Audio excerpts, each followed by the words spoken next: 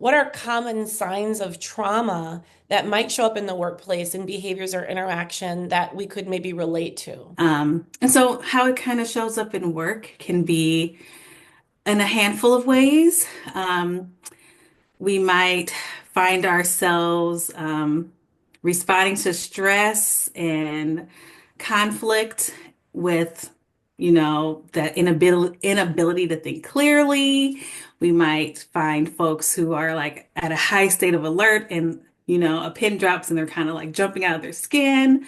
You might see some folks who are more driven to take action, and sometimes they do things and make decisions quickly without really thinking about how the whole decision might impact folks long term or that sort of thing.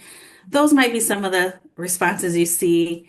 Um, and that's normal, natural stress responses for us to have based on our past experiences and how um, we grew up, or we learned how to respond to these things from our families and how they responded. So some of Yeah. that stuff carries with us and shows up at work too.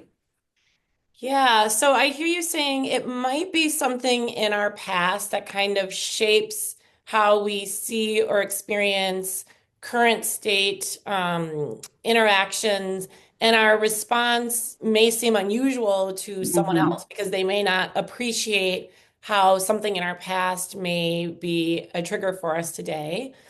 Could Hmm. trauma also be, and this is the proper use of the word trauma, could it also be current state stressors on you? So, for example, I know a lot of my clients will say their employees are really stressed out with things that are going on in the news. Hmm.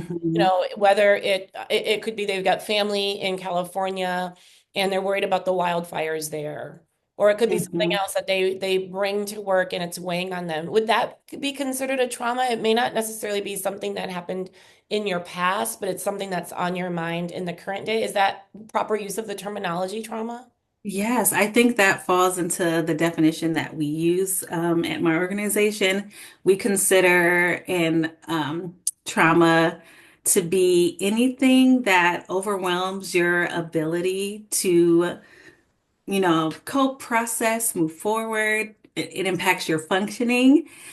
We all have a certain amount of like internal coping skills and external coping skills, you know, that we either have learned or things we have access to.